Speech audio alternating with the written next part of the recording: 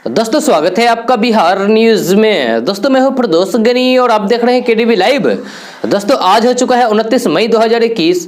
तो आज की बिहार की टॉप न्यूज लेकर आए हैं आपके लिए। दोस्तों वीडियो स्टार्ट करने से पहले आपसे एक रिक्वेस्ट है, अगर आप नए आए इस चैनल पर तो फिर चैनल को सब्सक्राइब करके बेल आइकन को भी प्रेस कर दीजिए और साथ में वीडियो को लाइक कर दीजिए, अपने दोस्तों के साथ शेयर भी कीजिए। तो चलिए दोस्तों स्टार्ट करते हैं आज की बिहार की टॉप न्यूज। दोस्तों बंगाल की खाड़ी से उठे चक्रवाती तूफान यास की वजह से काफी बारिश हो रही है। यह तूफान के कारण गुरुवार से राजधानी पटना, गया, भागलपुर, पूर्णिया, बेगूसराय, खगड़िया, मधुबनी, किशनगंज, अररिया, कटिहार, सुपौल, मधेपुरा समेत कई अन्य जिलों में मध्यम से लेकर भारी बारिश हो रही है। जी हां, फिलहाल जान माल की कोई भी नुकसान नहीं हुआ है। मौसम वैज्ञानिकों का कहना है कि बिहार में तूफान का असर अब धीरे धीरे कम होता जा रहा है, लेकिन बारिश एवं तेज हवाओं का चलना जारी रहेगा। जी अगले 12 घंटे में तबाही की आशंका है। बिहार सरकार ने भी सभी जिलों के अफसरों को अलर्ट रहने को कहा है। आपदा प्रबंधन विभाग द्वारा सभी जिलों पर नजर रखी जा रही है। मौसम विज्ञान केंद्र पटना के अनुसार चक्रवाती हवा 24 से 26 किलोमीटर प्रति घंटा की रफ्तार से चल रही है। अगले 12 घंटे के दौरान पटना, गया, औरंगाबाद, बक्सर, भोजपुर, पूर्वी और पश्चिमी चंपारण, सीतामढ़ी, मधुबनी, पूर्णिया, किशनगंज आदि कई जगहों पर भारी बारिश के साथ मेघ गर्जन वज्रपात भी हो रही है। चक्रवाती तूफान को देखते हुए कई जिलों के लिए येलो अलर्ट जारी किया है। 29 मई तक यानी कि आज शाम तक सीमांचल, मिथिलांचल सहित पूरे बिहार के जिलों में भारी बारिश होगी। दोस्तों बिहार में मैट्रिक पास कर चुके युवाओं के लिए अच्छी खबर आ रही है। यह डाक विभाग ने 1940 पदों पर भर्ती को लेकर आवेदन की तिथि को बढ़ा दिया है। यह इच्छुक और योग्य उम्मीदवार ऑनलाइन के द्वारा आवेदन की प्रक्रिया को जल्द से जल्द पूरा करें। यह आपको बता दें कि डाक विभाग ने बिहार पोस्टल सर्किल GDS भर्ती 2021 के लिए आवेदन की तिथि को 26 मई से बढ़ाकर 29 मई तक कर दिया है, यानी कि आज लास्ट डेट है। जो लोग अभी तक आवेदन नहीं किए हैं वे ऑनलाइन के द्वारा आज शाम तक फटाफट आवेदन की प्रक्रिया को पूरा करें। आपको बता दूं कि बिहार पोस्टल सर्किल GDS भर्ती 2021 के तहत इन पदों पर उम्मीदवारों का चयन मेरिट के आधार पर किया जाएगा। इस भर्ती को लेकर किसी तरीके की कोई भी एग्जाम नहीं लिए जाएंगे। अगर आपने अभी तक आवेदन नहीं किया है तो फिर आप इंडिया पोस्ट की आधिकारिक वेबसाइट appost.in पर जाकर ऑनलाइन के द्वारा आज शाम तक आवेदन कर सकते हैं। यह जल्द से जल्द आप आवेदन करें, क्योंकि आवेदन की प्रक्रिया 29 मई यानी कि आज शाम को ही समाप्त हो जाएगी। दोस्तों बिहार में जमीन से संबंधित सभी प्रकार की समस्याओं को दूर करने के लिए सरकार जमीन सर्वे का काम करा रही है। इस जमीन सर्वे से कुछ लोगों की परेशानी बढ़ गई है। साथ ही साथ उन्हें जमीन छोड़ना भी पड़ सकता है। आज इसी विषय में जानने की कोशिश करेंगे विस्तार से। तो आपको बता दें कि बिहार जमीन सर्वे से किन लोगों की परेशानी बढ़ गई है। तो बिहार जमीन सर्वे से उन लोगों की परेशानी बढ़ गई है जो किसी दूसरे की जमीन पर कब्जा जमाए हुए बैठे थे। इन लोगों को जमीन छोड़ना पड़ सकता है। किसी दूसरे की जमीन को अपना बताकर अवैध कब्जा किए लोगों को बिहार में जमीन खाली करना पड़ सकता है। बिहार में बहुत से लोग अपने खेत को यह कहकर बना लेते हैं कि वह उनका जमीन है। इस सर्वे के द्वारा यह साफ हो जाएगा कि यह जमीन किसकी है। यह सरकारी जमीन पर कब्जा जमाए बैठे लोगों को भी जमीन छोड़ना पड़ सकता है। सरकार इन लोगों पर एक्शन की तैयारी में है। आपको बता दें कि इस जमीन सर्वे में जमीन का नया नक्शा के साथ साथ नया खतियान भी तैयार किया जाएगा। इससे लड़ाई झगड़े की समस्या दूर होगी। दोस्तों चक्रवाती तूफान यास भले ही पश्चिम बंगाल और ओडिशा में कमजोर पड़ गई हो, लेकिन बारिश और आंधी अब भी कई राज्यों में तबाही मचा रखी है। झारखंड, बिहार और उत्तर प्रदेश में भारी बारिश जारी है। इन राज्यों में गुरुवार की रात से ही भीषण बारिश और तेज रफ्तार से हवाएं चल रही है। साथ ही कई राज्यों पर बड़े बड़े पेड़ और आकाश से बिजली गिरने से मौत की खबर है। वही बारिश और आंधी की वजह से बिजली सप्लाई पूरी तरीके से ठप हो गई है। भारी बारिश और तेज हवाओं के चलने से बिहार में बिजली संकट और गहरा गया है। 5 बिजली उत्पादक केंद्र और 8 यूनिट में उत्पादन पूरी तरीके से ठप पड़ गया है। यह राज्य में 5500 मेगावाट बिजली की खपत होती है, लेकिन खपत घटकर 1250 के भी नीचे पहुंच गई है। यह राज्य के अधिकांश हिस्सों में यानी कि बिहार के अधिकांश हिस्सों में अभी भी विद्युत आपूर्ति बाधित है। इस संकट में बिजली आपूर्ति करने में बिजली विभाग को कई अड़चने आ रही है। आशंका जताई जा रही है कि बिजली की समस्या बिहार में अभी भी बनी रहेगी। चक्रवात तूफान अपने पीछे जो तबाही का मंजर छोड़ा है वह काफी खौफनाक और भयावह है। है। इसका अंदाजा इसी बात से लगाया जा सकता है कि इन राज्यों में हवाई यात्रा भी बाधित रही, कई फ्लाइट्स को कैंसिल करना पड़ा। मौसम विभाग ने बिहार और इससे सटे पूर्वी उत्तर प्रदेश में अगले 12 घंटे तक हल्की से मध्यम बारिश होने की आशंका जताई है। साथ ही कुछ हिस्सों में भारी बारिश का पूर्वानुमान है। लगातार हो रही बारिश से शहरों और गांवों में जल जमाव और बाढ़ जैसी स्थिति बन गई है। बिहार की राजधानी पटना में सड़कों पर पानी जमा हुआ है। लोग जरूरी कार्य से ही घरों से बाहर निकल रहे हैं। हालांकि मौसम विभाग ने लोगों को बहुत जरूरी होने पर ही बाहर निकलने की सलाह दी है। दोस्तों, बिहार में रहने वाले लोगों के लिए बड़ी खबर सामने आ रही है। मिली जानकारी के मुताबिक बिहार में ब्लैक फंगस का खतरा बढ़ता जा रहा है। बिहार के विभिन्न जिलों से प्रतिदिन ब्लैक फंगस के मरीज मिल रहे हैं, जिससे सरकार की चिंता बढ़ती जा रही है। खबर के मुताबिक बिहार में ब्लैक फंगस के 22 नए मरीज मिले हैं, जिससे कि बिहार में ब्लैक फंगस के मरीजों की संख्या अब 266 हो गई है। इस तरीके से बिहार में ब्लैक फंगस के मरीजों की संख्या बढ़ती जा रही है, जो खतरनाक साबित हो सकती है। आपको बता दें कि पटना की IGIMS में अब तक ब्लैक फंगस की वजह से 6 मरीजों की जान चली गई है। साथ ही साथ यहां कुल 98 मरीज ब्लैक फंगस से पीड़ित होकर भर्ती हैं, जिनका इलाज डॉक्टरों की टीम के द्वारा किया जा रहा है। वहीं पटना एम्स में भी कुल 66 ब्लैक फंगस के मरीज भर्ती हैं, जिनका इलाज किया जा रहा है। बिहार में ब्लैक फंगस को महामारी घोषित किया जा चुका है, ताकि इस महामारी को जल्द से जल्द रोका जा सके। बिहार सरकार भी इस ब्लैक फंगस को रोकने के लिए कई बड़े फैसले ले रही है। दोस्तों, बिहार में रहने वाले लोगों के लिए बड़ी खबर सामने आ रही है। मिली जानकारी के मुताबिक बिहार में लॉकडाउन लगने के बाद सकारात्मक प्रभाव देखने को मिल रहा है। दिन प्रतिदिन कोरोना के केस मिलने का सिलसिला कम होता जा रहा है। खबर के मुताबिक बिहार के 5 जिलों में बहुत जल्द एक्टिव मरीजों की संख्या समाप्त हो जाएगी, क्योंकि इन जिलों में कोरोना से ठीक होने वालों की संख्या बढ़ती जा रही है। तथा नए कोरोना मरीज का मिलना भी कम होता दिखाई दे रहा है। बिहार के कैमूर, नवादा, शेखपुरा, जहानाबाद और बांका जिलों में एक्टिव मरीज बहुत कम बचे हैं। बहुत जल्द बिहार का यह जिला कोरोना मुक्त हो सकता है। सबसे बड़ी बात यह है कि इन जिलों में तेजी से लोग कोरोना को हराने में भी सफल हो रहे हैं। दोस्तों, बिहार में कोरोना संक्रमण का दौर चल रहा है। कोरोना की रफ्तार पर काफी हद तक सरकार ने लॉकडाउन लगाकर काबू पा लिया है। इस बीच सरकार पर विपक्ष का हमला लगातार जारी है। हर दिन इंटरनेट मीडिया के माध्यम से कटाक्ष किए जा रहे हैं। राष्ट्रीय जनता दल यानी कि राजद सुप्रीमो लालू प्रसाद यादव ने बिहार के CM नीतीश कुमार पर तंज कसा है। बिहार के पूर्व मुख्यमंत्री लालू प्रसाद यादव ने नीतीश को नोबेल पुरस्कार दिए जाने की मांग की है। दरअसल मधुबनी जिले के हरलाखी प्रखंड क्षेत्र के हरसुआर गांव के उप स्वास्थ्य केंद्र की बदहाली की तस्वीर इंटरनेट मीडिया पर वायरल हुई थी। इसी स्वास्थ्य केंद्र की तस्वीर को ट्वीट करते हुए RJD मधुबनी के ट्विटर अकाउंट पर लिखा गया है कि यह हरलाखी प्रखंड क्षेत्र के हरसुआर गांव का उप स्वास्थ्य केंद्र है। इसकी हालात के लिए अगर मुख्यमंत्री नीतीश कुमार और बिहार के स्वास्थ्य मंत्री मंगल पांडे को संयुक्त रूप से नोबेल पुरस्कार नहीं मिला तो बड़ा अन्याय होगा। दोस्तों, बिहार में एक शादी विवाह के दौरान एक अजीबोगरीब वारदात हुई है। प्रेमिका की शादी में प्रेमी इस कदर भड़का कि उसने गुस्से में आकर दूल्हे पर तेजाब से हमला कर दिया। इस घटना में दूल्हा बुरी तरीके से झुलस गया।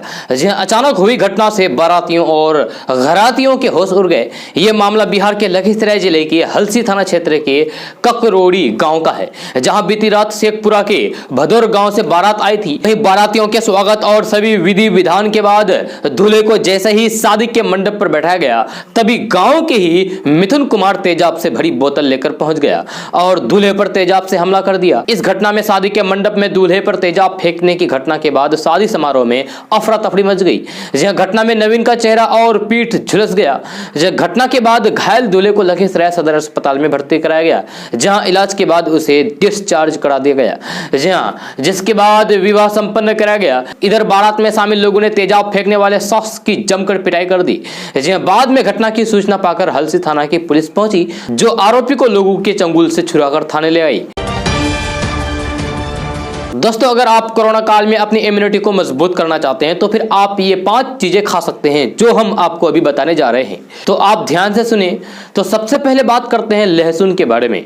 जी हाँ, लहसुन में एंटीबायोटिक और एंटीबैक्टीरियल गुण होते हैं। ये आपको स्वाभाविक रूप से संक्रमण से दूर रखने में मदद कर सकता है। इतना ही नहीं, ये रक्त शर्करा के स्तर को नियंत्रित करने, हृदय स्वास्थ्य में सुधार करने और फेफड़े से संबंधित अन्य समस्याओं का इलाज करने में भी मदद कर सकता है। लहसुन भोजन को अपनी सुबह की दिनचर्या में शामिल करने से आप कई तरह की बीमारियों से दूर रह सकते हैं। उसके बाद बात करते हैं आंवला के बारे में। तो आंवला विटामिन सी से भरपूर होता है, जी भरा हुआ होता है और आपकी प्रतीक्षा के लिए बहुत अच्छा है। आप इसे गर्म पानी में कद्दूकस करके खाली पेट ले सकते हैं। यह एंटीऑक्सीडेंट का भी बेहतर स्रोत है और यह स्वास्थ्य को आंतरिक रूप से बेहतर बनाता है। ये आपको चमत्कार त्वचा और चमत्कार बाल भी देता है। अब बात करते हैं शहद के सेवन के बारे में, जो आपकी इम्यूनिटी को बूस्ट करता है। खाली पेट गर्म पानी के साथ 1 चम्मच शहद वजन घटाने, त्वचा और प्रतिरक्षा के लिए अद्भुत काम करता है। आप अतिरिक्त स्वाद और पोषक तत्वों के लिए इसमें नींबू निचोड़ सकते हैं। यह एंटीऑक्सीडेंट से भरा है और शरीर में मुक्त कणों से लड़ने में मदद करता है। अब बादाम के बारे में बात करते हैं, जो शायद आपको इसके गुण के बारे में पता भी होगा। जी हाँ, बादाम वजन घटाने में सहायक होते हैं, दिमाग के कामकाज को बढ़ाते हैं, कोलेस्ट्रॉल कम करते हैं और त्वचा के लिए अच्छे होते हैं। जब भीगे हुए बादाम डायबिटीज रोगियों के लिए अच्छे होते हैं, कैंसर को रोकते हैं, तनाव से लड़ने में मदद करते हैं, बेहतर नींद को बढ़ावा देते हैं। अब लास्ट में बात करते हैं किशमिश के बारे में। तो रोजाना सुबह खाली पेट भीगे किशमिश खाने से आपको एसिडिटी, थकान, कमजोरी, खून में कमी या फिर एनीमिया आदि से राहत मिल सकती है। इसके अलावा इससे हड्डियों को मजबूत बनाने, डायबिटीज कंट्रोल रखने, मेमोरी तेज करने, वजन कम करने, पीलिया जैसे खतरनाक बीमारी से बचने में मदद कर सकती है। दोस्तों, बिहार के मुख्यमंत्री नीतीश कुमार ने हाल ही में कहा है कि उनकी सरकार बिहार में कोरोना से मरने वाले प्रत्येक व्यक्ति के परिजनों को मुख्यमंत्री राहत कोष से 4-4 लाख रुपए की अनुग्रह राशि दे रही है। जी हाँ, बिहार के संकट प्रबंधक समूह की एक बैठक को संबोधित करते हुए मुख्यमंत्री नीतीश कुमार ने कहा है कि सभी जिला अधिकारियों यानी कि डीएम को निर्देश दिया गया है कि वे कोविड-19 से मरने वाले व्यक्ति के बारे में आवश्यक जानकारी एकत्रित करें और उनके परिजनों को 4 लाख रुपए का जल्द ही भुगतान सुनिश्चित करें। इस संबंध में जानकारी दी गई है कि कोविड-19 के संक्रमण से मृत व्यक्तियों के आश्रितों यानी कि परिजनों को मुख्यमंत्री राहत कोष से 4 लाख रुपए अनुग्रह राशि भुगतान करने का प्रावधान है। जी हां, अनुग्रह अनुदान के लिए विभिन्न माध्यमों से आवेदन प्राप्त हो रहे हैं। दोस्तों, इंजीनियरिंग की पढ़ाई अब हिंदी सहित सभी दूसरी भारतीय भाषाओं में भी होगी। AICTE ने फिलहाल नए शैक्षणिक सत्र से हिंदी सहित 8 भारतीय भाषाओं में इसे पढ़ाने की मंजूरी दे दी है। जी हां, आने वाले दिनों में AICTE की योजना करीब 11 भारतीय भाषाओं में इसे पढ़ाने की है। इस बीच हिंदी के साथ इसे जिन अन्य भारतीय भाषाओं में पढ़ाने की मंजूरी दी गई है उनमें मराठी, बंगाली, तेलुगु, तमिल, गुजराती, कन्नड़ और मलयालम शामिल है। जी हाँ, AICTE ने यह पहल उस समय की है जब जर्मनी, रूस, फ्रांस, जापान और चीन सहित दुनिया के दर्जनों देशों में पूरी शिक्षा ही स्थानीय भाषा में दी जा रही है। दोस्तों, कोरोना काल में भी बिहार के जेल हाउसफुल है। जी हां, बिहार के 59 में से 44 जेलों में क्षमता से अधिक कैदी है। जी हां, बिहार की जेलों की कुल क्षमता 46,619 है, जबकि 56,000 से अधिक कैदी जेलों में बंद है। जी हां, सबसे अधिक दबाव बार, भभुआ, सीतामढ़ी, जमुई, औरंगाबाद, मधेपुरा जैसे जेलों में है, जहां 2 गुने से भी अधिक कैदी बंद है। जी हां, पटना, बक्सर, मुजफ्फरपुर और पूर्णिया में स्थित केंद्रीय कारा में भी 1.5 गुना कैदी बंद है। लंबे समय से जमानत प्रक्रिया प्रभावित रहने के कारण भी जेलों पर दबाव बढ़ा है। सिर्फ इस साल 4 महीनों में 5,000 से अधिक कैदियों का अतिरिक्त दबाव जेलों पर पड़ा है। 31 दिसंबर 2020 को बिहार के जेलों में कैदियों की कुल संख्या 51,270 थी, जो अप्रैल में बढ़कर 56,424 हो गई है। दोस्तों, बिहार के मोतिहारी नगर के MJ के गर्ल्स स्कूल में शिक्षक और 20 सालों से भूकंप पर रिसर्च कर रहे उमेश प्रसाद वर्मा हर साल की तरह इस बार भी आने वाले दिनों यानी कि आने वाले 2 से 3 दिनों में होने वाले भूकंप की भविष्यवाणी की है। इस बार फिर से उमेश वर्मा ने 31 मई से 3 जून के बीच में आने वाले भूकंप के बारे में भविष्यवाणी की है। उन्होंने तारीखों के साथ जगहों की जानकारी देते हुए बताया कि इस बार 5 से 6 रिएक्टर पैमाने पर भूकंप आएगी। भूकंप के संकेत और डेटा विश्लेषण के आधार पर जो संकेत मिले हैं उसके तहत 31 मई को उत्तर पूर्वी असम और उत्तराखंड में, 1 जून को दिल्ली NCR में एवं 3 जून को नेपाल, सिक्किम और बिहार में भूकंप आने की पूरी आशंका है। दोस्तों, CBSE के 12वीं की बोर्ड परीक्षा पर 1 जून को बड़ा ऐलान हो सकता है। यह सूत्रों के अनुसार केंद्रीय शिक्षा मंत्री रमेश पोखरियाल निशंक बोर्ड परीक्षा की तिथि घोषित कर सकते हैं। इसके अलावा बोर्ड परीक्षा के फॉर्मेट और इसके आयोजन के तरीके पर भी अंतिम फैसला होने की संभावना है। सूत्रों की माने तो पिछले साल कोविड प्रोटोकॉल में जैसे जुलाई में परीक्षा हुई थी, इस बार भी जुलाई में होने की पूरी संभावना है। सूत्रों के अनुसार CBSE ने 15 जुलाई से 26 अगस्त के बीच परीक्षा आयोजन करने और सितंबर में परिणाम घोषित करने का प्रस्ताव रखा है। इधर केंद्र केंद्रीय मंत्रियों के साथ उच्च स्तरीय बैठक के बाद 32 राज्य केंद्र शासित प्रदेश 12वीं की बोर्ड परीक्षा आयोजित कराने पर सहमत हुए हैं। दोस्तों, कोरोना काल में अपने मां बाप को खो चुके बिहार के 43 बच्चों को समाज कल्याण विभाग ने परवरिश योजना से जोड़ लिया है। इनके भरण पोषण के लिए हर माह 1000 रुपए दिए जाएंगे। समाज कल्याण विभाग ने तय किया था कि कोरोना काल में अगर कोई नाबालिग बच्चा अनाथ होता है और फिर उसकी देखरेख के लिए उसके कोई परिजन सामने नहीं आते हैं तो फिर ऐसे बच्चों को विभाग अपने स्तर से समाज कल्याण विभाग की देखरेख में संचालित केयर होम में रखेगा। आधिकारिक तौर पर मिली जानकारी के अनुसार पूरे प्रदेश में अब तक इस तरीके के 43 बच्चों की सूचना मिली है। इनमें कई ऐसे हैं जिनकी मां मर गई है या फिर उनके पिता की मृत्यु हो चुकी है। उनकी देखरेख का जिम्मा उनके निकटतम परिजनों ने ले लिया है। स्थानीय स्तर पर अपने माध्यम से ऐसे बच्चों का पता लगाकर उन्हें विभाग के परवरिश योजना से जोड़ दिया गया है। दोस्तों, एक तो पहले से ही लोग कोरोना की वजह से परेशान थे, अब महंगाई की मार परेशान कर दी है। यह पेट्रोल डीजल की कीमतों के साथ साथ अब खाने के तेल की कीमतें भी आसमान छू रही है। दरअसल इस महीने खाद्य तेलों की कीमत में रिकॉर्ड इजाफा देखा गया है। खासकर इस कोरोना संक्रमण के बीच सीमांचल मिथिलांचल क्षेत्र के ग्रामीण इलाकों में भी सड़कों की बढ़ती कीमतों से लोग परेशान हैं। यह बीते साल लॉकडाउन में सरसों के तेल का रेट 100 से 120 रुपए प्रति किलो था, जो इस बार की लॉकडाउन में बढ़कर 200 रुपए तक हो गया है। यह माना जा रहा है कि सरसों की जमाखोरी और कम उपज की वजह से दाम बढ़ रहे हैं। सरसों तेल की कीमत इस महीने एक दशक के उच्चतम स्तर पर पहुंच गई है। दोस्तों, जियो और गूगल साथ आ गए हैं। जी हां, दोनों साथ मिलकर सस्ता फोन बना रहे हैं। फोन को सस्ता डेटा के साथ पेश किया जाएगा। गूगल ने जियो प्लेटफॉर्म में गूगल के इंडिया डिजिटलाइजेशन फंड से निवेश किया है, जिसका ऐलान पिछले साल किया गया था। इस बात की जानकारी एक वर्चुअल प्रेस कॉन्फ्रेंस में गूगल के सीईओ सुंदर पिचाई ने दी। उन्होंने बताया कि जियो और गूगल एक अफोर्डेबल फोन बनाने को लेकर ढूंढता से लगे हुए हैं। हालांकि फोन की कीमत क्या होगी और इसे कब लॉन्च किया जाएगा, इसकी जानकारी उन्होंने नहीं दी। उन्होंने कॉन्फ्रेंस में इस बात की पुष्टि कर दी है कि इस फोन में डाटा सस्ता रहेगा, यानी कि मोबाइल इंटरनेट सस्ता रहेगा।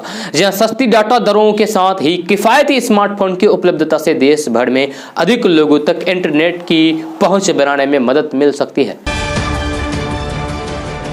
दोस्तों, बंगाल की खाड़ी में उठा यास तूफान बिहार में प्रवेश करते ही कम दबाव के क्षेत्र में बदल गया है। यह तूफान के कारण बिहार में जगह जगह भारी बारिश हो रही है। अगले 24 घंटे के अंदर दक्षिणी बिहार में तेज आंधी के साथ भारी बारिश के आसार हैं। यह आंधी बारिश के कारण जगह जगह जल जमाव हो गया है। कोरोना के संक्रमण काल में पटना सहित बिहार के कई अस्पतालों में भी पानी घुस गया है। पेड़ आदि गिर गए हैं। पटना सहित कई जगह बिजली आपूर्ति भी बाधित हो गई है।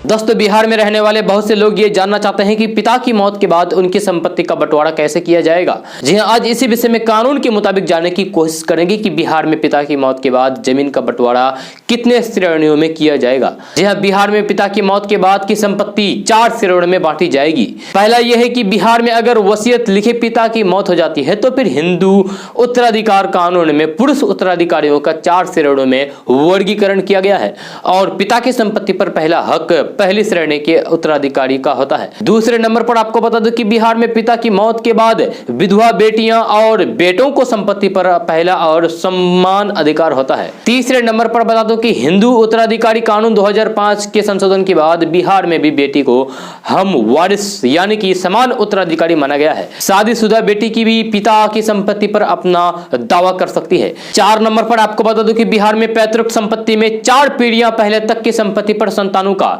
वह चाहे बेटा हो या फिर बेटी, जन्म सिद्ध उसका अधिकार होता है। 5वें और अंतिम में बता दूं कि वही पिता अगर जिंदा है तो वह अपनी अर्जित संपत्ति को अपनी मर्जी से किसी को भी दे सकते हैं। ये उनका अधिकार यानी कि ये उनका कानूनी अधिकार होता है।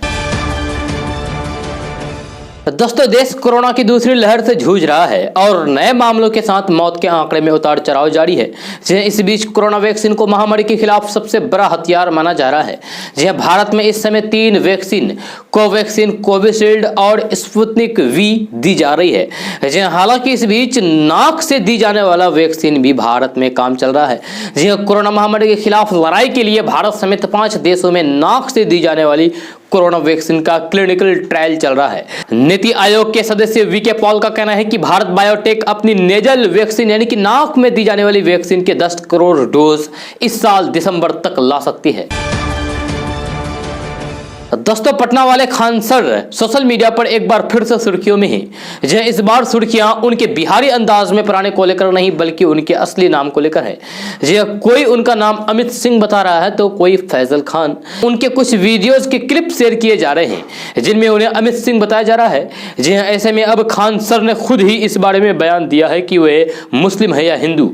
जी हाँ, अपने नए वीडियो में खान सर ने अपने असली नाम को लेकर मजाकिया अंदाज में कहा है कि केबीसी यानी कि कौन बनेगा करोड़पति में जब अमिताभ बच्चन जी पूछेंगे तब बता देंगे। जी हाँ, उन्होंने कहा है कि मेरा नाम को लेकर पिछले कुछ दिनों में बहुत विवाद हो गया है। खान सर ने आगे कहा है कि मेरा नाम बताने में कोई बड़ी बात नहीं है, हम कोई आतंकवादी थोड़े ना है। रही बात नाम की तो एक दिन ये नाम केबीसी में पूछेगा कि बताओ real name of Khan sir. Khan sir ने हंसते हुए कहा है कि अगर आपको नाम जानना है तो फिर बच्चन से कहिएगा कि हमें फोन लगाइए, हम उस दिन अपना नाम बता देंगे। उन्होंने कहा है कि हमसे जब कोई जोर जबरदस्ती करता है तो हम कह देते हैं कि भाई तुमको जो ठीक लगे समझ लेना। खान सर ने कहा है कि अगर ऐसा ही विवाद चलता रहा तो फिर यूट्यूब से अलविदा कहना पड़ेगा। उन्होंने लोगों को अपनी राय कमेंट बॉक्स में बताने के लिए कहा है। जय खान सर ने वीडियो के अंत में भी ये भी कहा है कि पता नहीं कौन सा मेरा वीडियो आखिर हो जाए, फिर मिलेंगे। इससे पहले ट्विटर पर खान सर की एक और वीडियो क्लिप खोजी गई। इसमें वो कह रहे हैं कि उनका असली नाम खान नहीं है बल्कि अमित सिंह है। दोस्तों सिक्किम के गंगटोक में कोरोना से किशनगंज के एक मुस्लिम समाज के व्यक्ति की मौत के बाद उनका शव उनके परिजनों को अंतिम संस्कार के लिए सौंप दिया गया। यह मुख्यमंत्री नीतीश कुमार की पहल पर सिक्किम की सरकार ने अपनी नियम को दरकिनार करके बिहार के अनुरोध का ख्याल किया। यह मुख्यमंत्री के निर्देश पर बिहार से एक एम्बुलेंस गंगटोक भेजा गया। इसके बाद सिक्किम की सरकार ने गंगटोक प्रशासन को किशनगंज के मुस्लिम युवक का शव उनके परिजनों को बिहार ले जाने को सौंपने का आदेश दिया। सिक्किम सरकार ने यह नियम बनाया हुआ है कि कोरोना से जिस किसी की भी मौत होगी उनके शव को जला दिया जाएगा यहीं पर। बिहार सरकार के अनुरोध पर सिक्किम की सरकार ने नियम को दरकिनार कर दिया। किशनगंज के पोठिया प्रखंड के दुबाचौनी गांव के मुस्नुरुल हुदा की मौत कोरोना की वजह से 24 मई को हो गई थी। यह नुरुल हुदा के सौजन यानी कि परिजन उनके शव को अपनी परंपरा के हिसाब से मिट्टी मंजिल के लिए अपने पैतृक गांव लाना चाहते थे पर उन्हें अनुमति नहीं मिल रही थी। जय किशनगंज जिला प्रशासन ने भी इस संबंध में गंगटोक प्रशासन से अनुरोध किया था पर उनके अनुरोध को स्वीकार नहीं किया गया था। यह बात जब मुख्यमंत्री नीतीश कुमार को पता चला तो उन्होंने सिक्किम के राज्यपाल से इस बारे में खुद बात की और सबको लाने के लिए कहा और सबको लाने के लिए उसके निर्देश मांगे, जबकि सिक्किम की सरकार ने इजाजत दे दी। दोस्तों कोरोना महामारी की वजह से बिहार में होने वाले पंचायत चुनाव को फिलहाल टाल दिया गया है। जी हां, अब पंचायत चुनाव कब तक होगा इस बारे में बिहार सरकार हो या फिर राज्य निर्वाचन आयोग फिलहाल कुछ भी बताने के हालात में नहीं है। लेकिन इसी दुविधा ने पंचायत प्रतिनिधियों की चिंता भी बढ़ा दी है। जी हां, राज्य में करीब 2.5 लाख पंचायत प्रतिनिधियों का कार्यकाल 15 जून तक खत्म हो जाएगा और उसके बाद चिंता इस बात को लेकर बढ़ जाएगी कि पंचायत में विकास का कार्य कौन करेगा। इस बीच भाजपा सांसद रामकृपाल यादव यानी कि बीजेपी के जो एमपी है रामकृपाल यादव, उन्होंने भी चिंता जाहिर करते हुए बिहार के मुख्यमंत्री नीतीश कुमार को पत्र लिखते हुए मांग की है कि पंचायत प्रतिनिधियों के खत्म हो रहे कार्यकाल के बाद जब तक चुनाव नहीं हो जाता है और नए जनप्रतिनिधि नहीं आ जाते हैं, पुराने जनप्रतिनिधियों का कार्यकाल बढ़ा दिया जाए। आपको बता दूं कि रामकृपाल यादव भाजपा के सांसद हैं। दोस्तों बिहार में 1.25 लाख शिक्षकों की बहाली का रास्ता जल्द निकलने वाला है। जी राज्य सरकार ने 1,25,000 माध्यमिक और प्राथमिक शिक्षकों की नियुक्ति पर लगी रोक हटाने के लिए पटना हाई कोर्ट से अनुरोध किया है। एडवोकेट जनरल ललित किशोर ने शिक्षा मंत्री के अनुरोध पर एक बार फिर से मामले में मुख्य न्यायाधीश से जल्द से विचार करने की याचिका दायर की है। जी उन्होंने मुख्य न्यायाधीश जस्टिस संजय करोल से कहा है कि राज्य सरकार ने हल्फनामा दाखिल करके आश्वासन दिया है कि विकलांग उम्मीदवारों को 4% आरक्षण का लाभ दिया जाएगा। महाधिवक्ता ललित किशोर ने कोर्ट से कहा है कि याचिकाकर्ता की मांग सरकार ने मान ली है, इसलिए पूरी बहाली को रोके रखने का कोई औचित्य नहीं रह गया है। इस पर मुख्य न्यायाधीश ने कोर्ट मास्टर को संबंधित फाइल पेश करने का निर्देश दिया है। दोस्तों बिहार में भाजपा अध्यक्ष डॉक्टर संजय जायसवाल ने एलोपैथ चिकित्सा पद्धति पर टिप्पणी को लेकर बाबा रामदेव की बुधवार को खिंचाई की और चुटकी लेते हुए उन्हें योगी नहीं योग का कोका कोला बता दिया। जी हां, पश्चिमी चंपारण से कई बार सांसद रहे संजय जायसवाल ने एलोपैथ चिकित्सा पद्धति पर टिप्पणी को लेकर आईएमए और बाबा रामदेव के बीच चल रहे तनातनी के संबंध में बुधवार को फेसबुक पर एक पोस्ट किया। इस पोस्ट में संजय जायसवाल ने कहा कि बीते कुछ दिनों से एक अजीब प्रतियोगिता देख रहा हूं। हर बेतुका बात का जवाब देना कोई आवश्यक नहीं होता है। ज्यादा बोलकर आप किसी को जरूरत से ज्यादा तवज्जो देने लगते हैं। अभी आईएमए भी ऐसा ही कर रहा है। संजय जायसवाल ने कहा कि बाबा रामदेव एक अच्छे योग गुरु जरूर हैं, पर योगी नहीं हैं। योग के प्रति उनका ज्ञान पर कोई सवाल नहीं उठा सकता, लेकिन योगी उनको कहते हैं जो अपने मस्तिष्क सहित सभी इंद्रियों पर काबू पाले। जी उन्होंने बाबा रामदेव पर चुटकी लेते हुए कहा कि बाबा रामदेव जी को मैं मजाक में योग का कोका कोला बोलता हूं। हमारे यहाँ ठंडे पेय के रूप में सदियों से शिकंजित और ठंडई का इस्तेमाल होता रहा है, पर अब घर घर में कोका कोला और पेप्सी ने जगह बना ली है। उसी प्रकार भारतवर्ष में हजारों अति विशिष्ट योग साधक रहे हैं जिन्होंने भारतीय संस्कृति एवं जीवन प्रणाली में मूलभूत परिवर्तन किए हैं, पर योग को घर घर पहुंचाने में बाबा रामदेव के योगदान को नकारा नहीं जा सकता। दोस्तों अगर आप अपने बच्चों का ऑनलाइन अकाउंट खुलवाना चाहते हैं तो फिर देश का सबसे बड़ा बैंक एसबीआई आपके लिए एक सुविधा लेकर आया है। एसबीआई ने माइनर के लिए पहला कदम और पहली उड़ान नाम से सेविंग अकाउंट खुलवाने की सुविधा ऑनलाइन उपलब्ध करवाई है। इसके साथ ही इन अकाउंट में बच्चों के लिए रोजाना पैसे निकालने की लिमिट भी तय कर दी गई है। तो आइए जानते हैं कि आप इस अकाउंट को कैसे खुलवाएंगे और कैसे आपको इससे बचत होगी। सबसे पहला है पहला कदम सेविंग अकाउंट।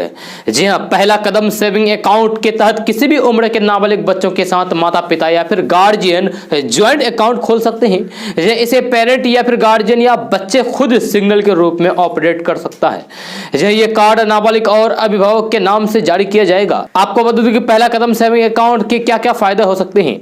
तो इस अकाउंट पर मोबाइल बैंकिंग सुविधा मौजूद है जिसमें सभी प्रकार के बिल का पेमेंट भी किया जा सकता है। इसमें 2000 रुपए तक रोजाना ट्रांजैक्शन के लिए लिमिट है। यह बच्चों के नाम से बैंक अकाउंट खोलने पर एटीएम डेबिट कार्ड सुविधा भी मिलती है। ये कार्ड नाबालिग और अभिभावक के नाम से जारी किया जाएगा। इसमें 5000 रुपए तक निकाल सकते हैं। यह इंटरनेट बैंकिंग सुविधा में रोजाना 5000 रुपए तक ट्रांजैक्शन करने की लिमिट है। इससे आप सभी प्रकार के बिल जमा कर सकते हैं। यह पेरेंट्स के लिए पर्सनल एक्सीडेंट इंश्योरेंस कवर भी मिलता है। उसके बाद बात करते हैं पहली उड़ान सेविंग अकाउंट के बारे में। तो पहली उड़ान सेविंग अकाउंट को 10 साल से अधिक उम्र के बच्चों जो अपने साइन कर सकते हैं वो पहली उड़ान के तहत खाता खुलवा सकते हैं। ये अकाउंट पूरी तरीके से नाबालिग के नाम से होगा, वहीं उसको अकेले ऑपरेट कर सकता है। इसमें भी एटीएम डेबिट कार्ड सुविधा मिलती है और रोजाना 5000 रुपए तक पैसे निकाल सकते हैं। इसके साथ ही मोबाइल बैंकिंग सुविधा भी मिलती है जिसमें रोजाना 2000 रुपए तक ट्रांजैक्शन कर सकते हैं। इसके साथ ही तमाम तरह के पेमेंट भी कर सकते हैं। इंटरनेट बैंकिंग सुविधा में रोजाना 5000 रुपए तक ट्रांजैक्शन कर सकते हैं। जी हाँ, ट्रांसफर कर सकते हैं। इसमें चेक बुक की वही सुविधा मिलती है जो पहला कदम में मिलती है। यह पहली उड़ान में नाबालिग को ओवरड्राफ्ट की सुविधा भी मिलती है। दोस्तों नए डिजिटल नियमों को लेकर जारी विवाद के बीच आईटी मंत्री रविशंकर प्रसाद ने कहा है कि व्हाट्सएप उपयोगकर्ताओं को सोशल मीडिया के नए नियमों से डरने की कोई जरूरत नहीं है। जी उन्होंने कहा है कि नए नियम सोशल मीडिया के दुरुपयोग को रोकने के लिए बनाए गए हैं। जी रविशंकर प्रसाद ने कहा है कि सरकार सवाल पूछने के अधिकार सहित आलोचकों का जवाब देती है। दोस्तों आधार कार्ड एक ऐसा डॉक्यूमेंट है जो हमारी हर जरूरत के काम आता है। उसके बिना आप किसी भी सरकारी स्कीम का फायदा नहीं उठा सकते हैं। समय के साथ आधार कार्ड में काफी बदलाव आए हैं। यह unique identification authority of India यानी कि यूआईडीआई ने इस साल पीवीसी आधार कार्ड लेकर आया, जिसे रखना आसान है और लंबे समय तक चलता है।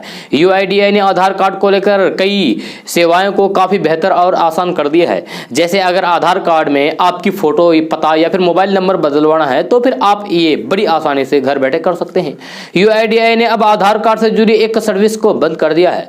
दरअसल पहले आधार कार्ड खो जाने पर या फिर कट फट जाने पर आप यूआईडी की वेबसाइट पर जाकर नए आधार कार्ड के लिए रिप्रिंट का ऑर्डर देकर अपने रजिस्टर्ड पते पर मंगवा सकते थे। इसके लिए आपको 50 रुपए का शुल्क भी देना होता था, लेकिन अब ऐसा नहीं हो सकेगा क्योंकि ये सर्विस अब यूआईडीआई ने बंद कर दी है। दरअसल यूआईडीआई अब आधार कार्ड को पीवीसी फॉर्मेट में बना रहा है, जिसका साइज एक डेबिट कार्ड जितना छोटा है, जो पहले के कार्ड के मुकाबले आसानी से अपनी पॉकेट या फिर वॉलेट में रख सकते हैं। जिस आधार कार्ड को प्रिंट करना यूआईडीआई ने बंद कर दिया है, वह साइज में काफी बड़ा होता है। उसकी जगह अब पीवीसी आधार कार्ड ने ले ली है। इसलिए अगर आपको नया आधार कार्ड मंगवाना है तो फिर आप पीवीसी आधार कार्ड के लिए ऑर्डर दे सकते हैं। किसी भी काम के लिए अगर फिजिकल कॉपी जमा करनी है तो फिर उसका प्रिंट लिया जा सकता है।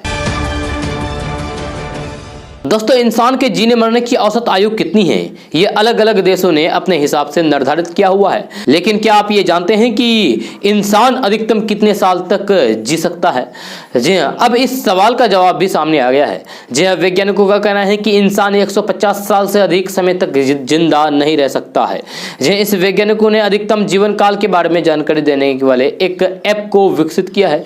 इस अध्ययन में अमेरिका और ब्रिटेन के हजारों वॉलंटियर्स ने हिस्सा लिया। जी हाँ, बायोलॉजी और बायोफिजिक्स के विशेषज्ञों ने आर्टिफिशियल इंटेलिजेंस सिस्टम में बड़ी मात्रा में डीएनए और चिकित्सा डाटा एकत्रित किया है। इससे उन्होंने एआई ड्राइवन आईफोन ऐप बनाया है। इसमें बस यूजर्स को मामूली इनपुट देना होता है, जिसके बाद बायोलॉजिकल उम्र और अधिकतम जीवन काल का सटीक अनुमान लगाया जा सकता है। ये एक जानकारी थी जो आपको दे दी गई है, लेकिन केडीबी लैब इसकी सत्यता की पुष्टि नहीं करती है। दोस्तों, बिहार के सुपौल जिले में एक दर्दनाक हादसा हुआ है। जहां पुल पर अचानक एक कार में जबरदस्त आग लग गई और आग में झुलसकर ड्राइवर और एक अन्य व्यक्ति की दर्दनाक मौत हो गई। इस घटना के बाद इलाके में हरकंप मच गया। फिलहाल कार में आग कैसे लगी इसका पता नहीं चल पाया है। यह मामले की जानकारी मिलते ही पुलिस घटनास्थल पर पहुंची और जांच में जुट गई है। दोस्तों, आज का न्यूज़ बस यहीं तक। कैसा लगा जरूर अपना सुझाव दीजिएगा नीचे कमेंट बॉक्स में कमेंट करके। अगर आप नए आए इस चैनल पर तो फिर चैनल को सब्सक्राइब करके बेल आइकन को भी प्रेस कर दीजिए और साथ में वीडियो को लाइक कर दीजिए, अपने दोस्तों के साथ शेयर भी कीजिए। तो चलिए दोस्तों, फिर मिलते हैं अगले वीडियो में। जय हिंद, जय बिहार।